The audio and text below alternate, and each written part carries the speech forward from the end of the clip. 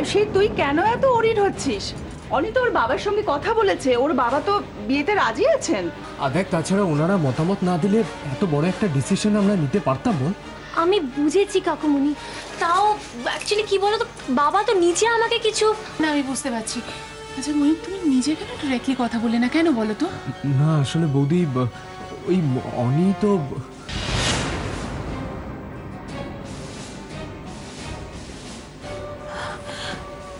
আমাকে একটু পরিষ্কার করে কেউ বলবে কি হচ্ছে? আমি তো কিছুই বুঝতে পারছি না ময়ূক। না কি ব্যাপার দিদি ভাই? না, তুমি এত টেনশন করো না, জাস্ট ফর্মালিটি। আর কিছু আমাকে বলো। আমরা আছি তো, তুমি কেন তো চিন্তা করছো? মা বলছিলাম যে আমি একবার বাবাকে ফোন করে দেখি। হ্যাঁ যা। না না বৌদি, কোনো দরকার নেই। আমার বাবার সাথে কথা হয়েছে, আমি সব বুঝিয়ে বলেছি। অনি তুমি বলেছো, কিন্তু আমি যখন এখানে আছি আমার তো সব দিক থেকে পরিষ্কার থাকার জন্য বাবাকে সবকিছু বলা দরকার, তাই না? বৌদি বৌদি, তুমি পরে ফোনটা করো। আসলে মানে এখানে সবাই অনেকক্ষণ থেকে অপেক্ষা করে আছে। অনি, আমার সিচুয়েশনটা প্লিজ একবার বোঝার চেষ্টা করো। দেখো, এই দুটো বাড়ির মাঝখানে কিন্তু আমি রয়েছি, আর তোমাদের বিয়েটা কেন, কোন সিচুয়েশনে, কতটা আর্জেন্সিতে হয়েছে সেটা মা বাবাকে জানানো আমার কর্তব্য। আর অনি, আমি একদম চাই না তোমাদের বিয়ের পরে আমাদের দুটো বাড়ির মধ্যে কোনো রকম ভুল বোঝাবুঝির সৃষ্টি হোক, তাই আমাকে বাবাকে ফোনটা করতেই হবে। হ্যাঁ, আয়ুষী তো কথাটা ঠিকই বলেছে। দেখো আয়ুষী চ্যাটার্জি বাড়ির বড় বউ, তুমি যতই তোমার বাবার সঙ্গে কথা বলো না কেন, তাতে তো আয়ুষীর কর্তব্য শেষ হয়ে যায় না। আয়ুষী, তুই বরং এক কাজ কর, তুই ফোন করে অমলেন্দু বাবুর সঙ্গে কথা বল। আমার মনে হয় কোনো অস্বস্তি নিয়ে বিয়ের মতো শুভ কাজ করা উচিত নয়। তুমি একদম ঠিক বলেছো। তোমরা দাঁড়াও, আমি বাবাকে ফোন করে দিভাই বলছি কি, আমার না তোর সাথে একটা ইম্পর্টেন্ট কথা আছে রে। তুই চল, আমরা আসছি। হ্যাঁ, সিনয় যাচ্ছি, কিন্তু আগে ফোনটা করে না শোন না, চল তুই আমার সাথে চল। মেঘলা, ফোনটা করতে ময়ূক, দিদি ভাই, আমাদের বাড়ি থেকে ওই বাড়ির কারোর সঙ্গে তোমাকে কথাই বলনি?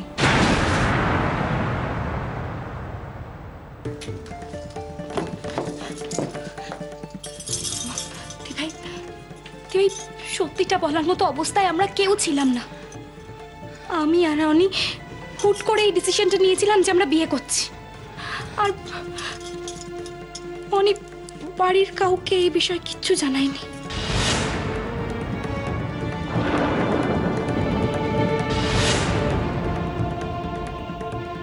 তোরা সবাইকে মিথ্যে কথা বলে বিয়ে করছিস? এরপরে কি হবে তোর ধারণা আছে? ভাই তুই চুপ দিভাই, চাচাস না দিভাই, সবাই জানতে যাবে দিভাই প্লিজ। তুই ও বাড়ির সবাইকে চিনিস, সবাইকে জানিস, তোর মনে হয় মেঘলা মা জীবনে তোদের বিয়েটা মেনে নেবে? দিভাই বড় আন্টি তো কোনোদিন তোকেও মেনে নেয়নি,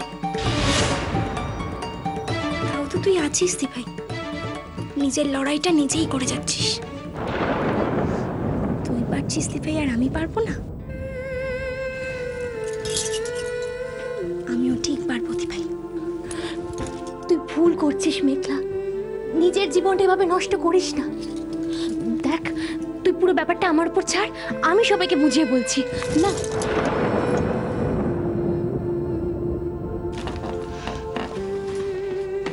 দিভাই মা তো আর এত কিছু বোঝার মতো অবস্থায় নেই রে। সারা জীবন তো মাকে এত কষ্ট দিয়ে এলাম, লাস্ট মোমেন্টে এসে আবার।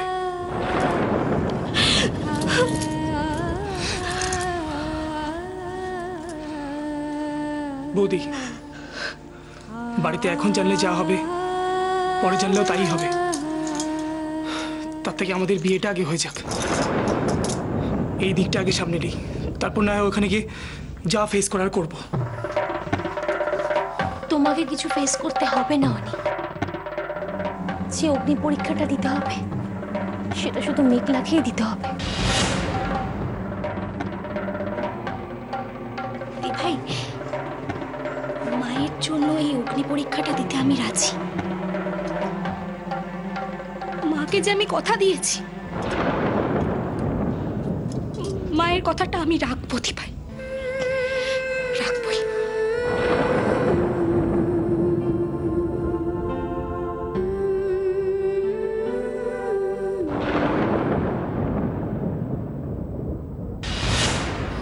আমি তো তোমায় বললাম তুমি একবার ফোন করো, তুমি তো বললে তুমি ফোন করবে, আমি বললাম তুমি ওনাদেরকে সবকিছু জানাও, ভালো করে বুঝিয়ে বলো, তুমি ফোনটাই করলে না। বৌদি আমি চেয়েছিলাম, কিন্তু অনি এমন ভাবে বারণ করলো যে অনি বারণ করলে আর তুমি শুনে নিলে?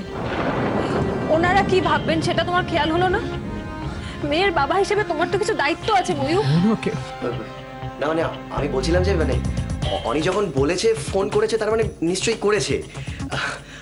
আসলে মানে আমাদের বাড়িতে তো সবসময় কিছু না কিছু লেগেই আছে, সেই কারণে হয়তো সামহাও মানে জেঠু হয়তো আমাদের জানাতে পারেনি ব্যাপারটা। না বান্টি, যেটা হয়েছে সেটা ঠিক হয়নি। অন্তত একবার অনির মাকে জানানো উচিত ছিল। পুরো বিষয়টা ঘটে যাবার পর যখন উনি জানবেন তখন উনি কিভাবে নেবেন আমি তো সেটাই বুঝতে পারছি না। আচ্ছা, আমি যদি একবার ওনাদের সঙ্গে কথা বলি, মানে আমি যদি বুঝিয়ে বলি যে এটা আমার একটা শেষ ইচ্ছে। তুই আবার কেন এইসব কথা বলছিস? দাঁড়া না, আয়ুষী তো মেঘলার সঙ্গে কথা বলছে, ভুল বোঝাবুঝির জায়গাটুকু নিশ্চয়ই ওরা ঠিক করে নেবে।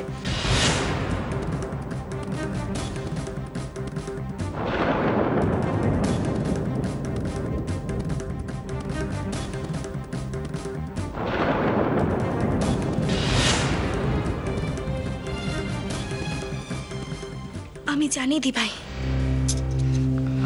আমি এতদিন জেনে না জেনে অনেক ভুল করেছি, কিন্তু আজ আমি যেটা করছি সেটা কোনো ভুল না।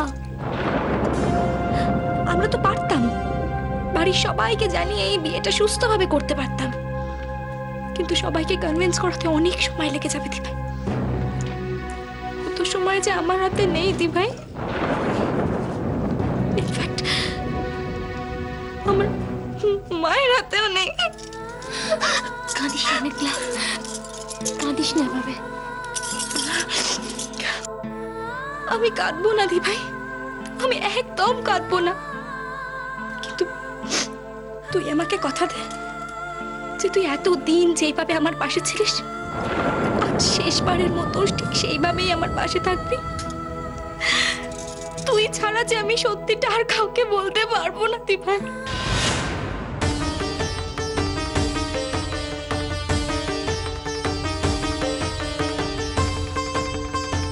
আমার উপর এতটা ভরসা করিস যখন, তখন আরেকটু ভরসা রাখ। তোদের বিয়ে নিশ্চয়ই হবে মেঘলা, কিন্তু সেটা ও বাড়িতেও জানাতে হবে তোদের ভবিষ্যতের জন্য।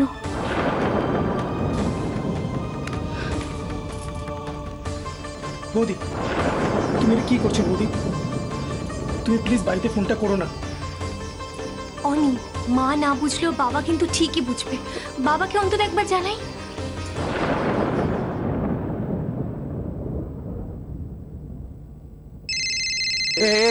এই দেখো দেখো তো তোমার বৌমাই ফোন করে ফেলেছে। হ্যাঁ হ্যালো, হ্যাঁ আয়ুষীমা, তোমরা ঠিকমতো পৌঁছেছো তো? তোমার কাকিমা কেমন আছেন? কাকিমা ভালোই আছেন বাবা। আসলে বাবা আপনাকে একটা অন্য কথা বলতে ফোন করেছিলাম।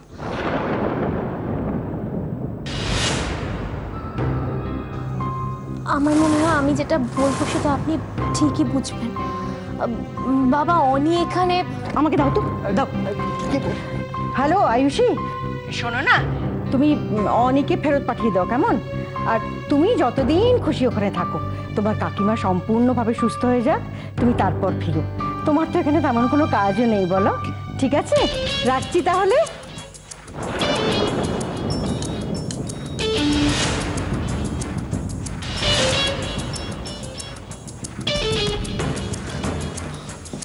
কি হলো বৌদি? ফোনটা কেটে গেল। বাবার সাথেই কথা বলছিলাম, কিন্তু মা হঠাৎ ফোনটা নিয়ে নিলেন। কিচ্ছু বলতে পারলাম না। বলা যখন হয়নি আর বলতে হবে না বৌদি। তাছাড়া মেঘলাকে আমি কথা দিয়েছি, এই বিয়েটা হবেই।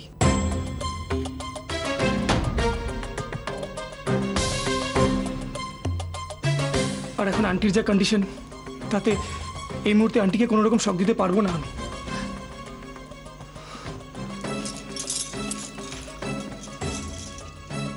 দিভাই একবার বিয়েটা হয়ে যেতে দে, তারপর দেখবি আমি আর অনি মিলে সব সামলে নিয়েছি। তুই এত চিন্তা করিস না দিভাই।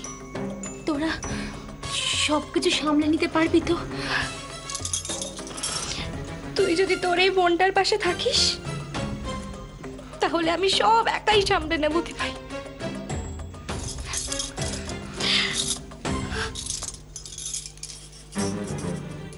আমরা পারবো।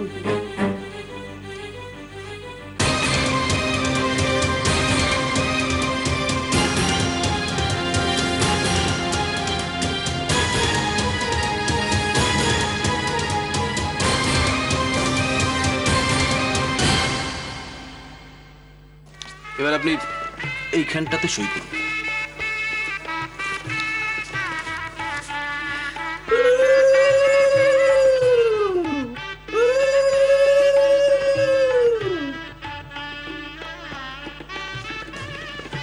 মিকি, ঠিকঠাক ভাবে সই কর, যেন বানান ভুল না হয়, কেমন?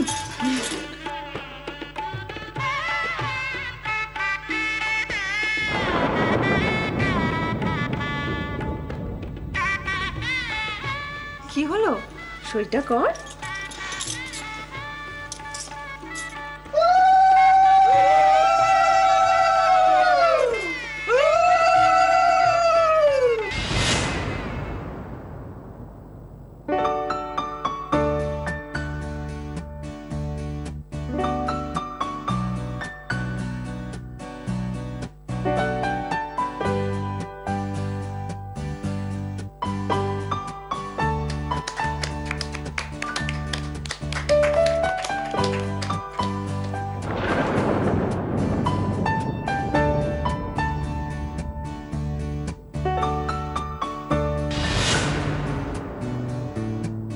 অনিরুদ্ধ চ্যাটার্জি আর মেঘলা দেবরয়, আজ থেকে আপনারা আইনত স্বামী স্ত্রী হলেন।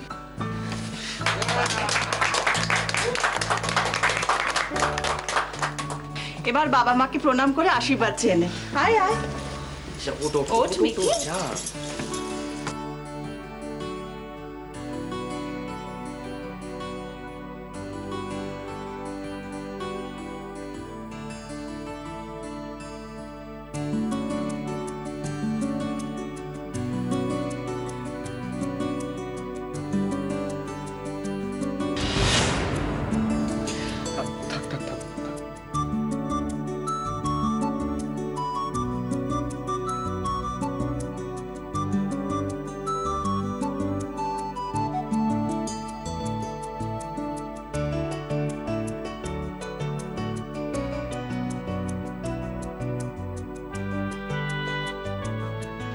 মা, তুমি খুশি তো মা?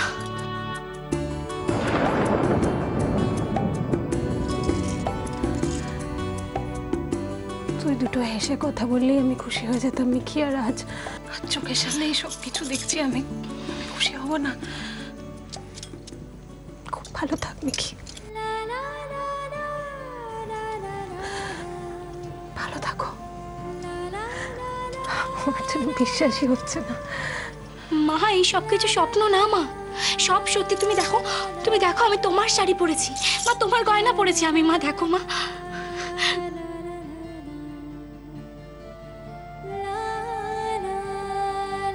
মেঘলাকে চোখের সামনে দেখেও বিশ্বাস করতে পারছো না মোহনা?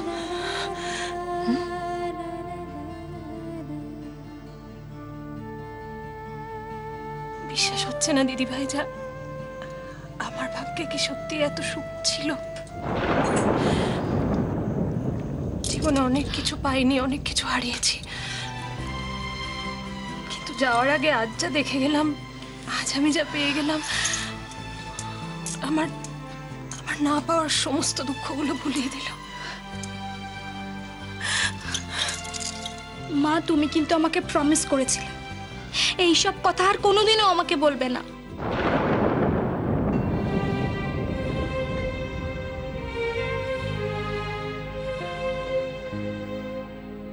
আমি না বললেও যে সত্যিটা সত্যিই থেকে যাবে রে মিকি। আমি তো জানি আমার সময় ফুরিয়ে আসছে, এই হাসি আনন্দ সব সব থাকবে, শুধু আমি থাকবো না মেঘলা। আজ পর্যন্ত তোর জীবনে তোর মায়ের জায়গাটা শূন্য থেকে গেছিল, অথচ আজ দেখ আমি হাজার চেষ্টা করলে, হাজার চাইলেও আর আর সেটাকে ভরাট করতে পারবো না।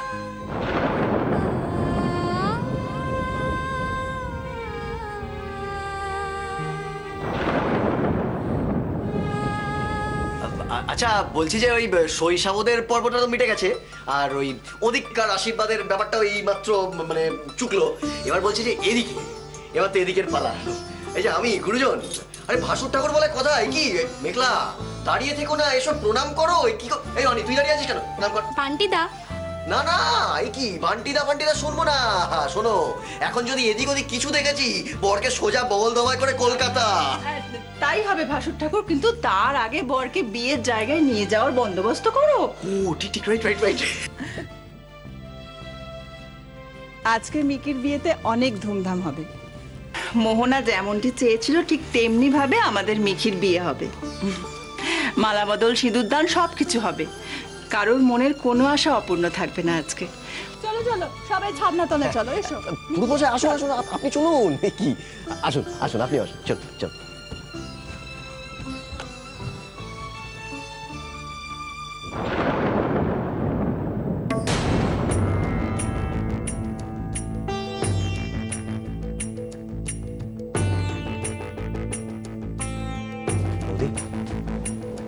কলকাতায় ফোন করবে? ফোন করেছিলাম, কিন্তু বাবাকে কিছু বলা হয়নি। আসলে মা ফোনটা মাঝখান থেকে নিয়ে নিল। কিন্তু কথাগুলো বাবাকে জানানো খুব দরকার ছিল বান্টি। দুটো পরিবারের জন্য এটা একদম ঠিক হলো না। হ্যাঁ বৌদি, আমি বুঝতে পারছি, কিন্তু আমি বলছি যে বৌদি, এরকম একটা সিচুয়েশন, এখানে তুমি প্লিজ এতটা টেনশন করো না। দেখো আমি বলছি সব ঠিক হয়ে যাবে, আর তুমি তো আছোই, তুমি ঠিক কিছু না কিছু করে ম্যানেজ করে দেবে। আমি জানি তুমি সব পার। সব যদি পারতাম, এতদিনে নিজের জায়গাটাও ঠিক করে নিতে পারতাম বান্টি। আমি তো বুঝতে পারছি না, সব জানাজানি হয়ে গেলে যে ঝড়টা উঠবে, সেটা আমি সামলাবো কি করে?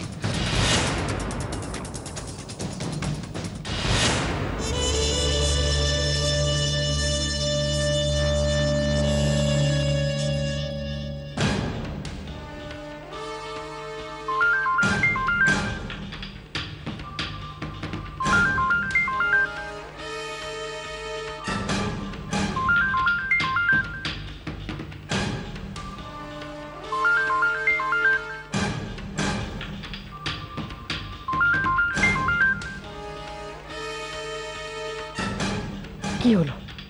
এতক্ষণ ধরে ফোন করছি, ফোন ধরছো না কেন?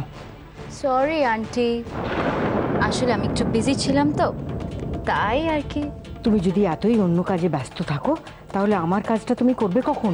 অন্য কাজ নয় আন্টি, আমি এই কাজটা নিয়ে একটু হোমওয়ার্ক করছিলাম। তাই বলো, তা যা যা বলেছি সব মনে আছে তো? সব একেবারে মাথায় গেঁথে নিয়েছি। আসছো কবে? আজ। কখন? সেইটা না হয় সারপ্রাইজই থাক। See you aunty, by.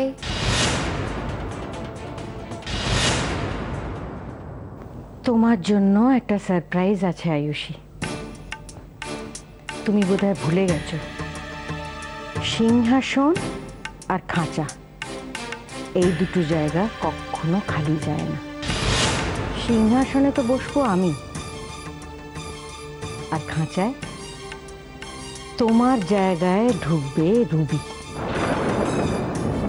কি করব বলো? 6 মাস বলে কথা। কি বলো?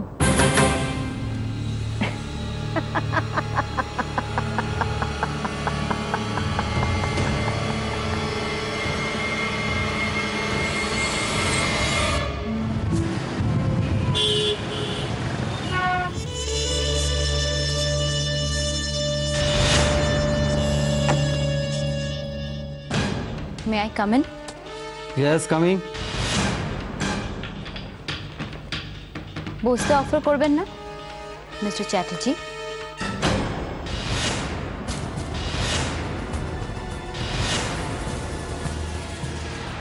তুমি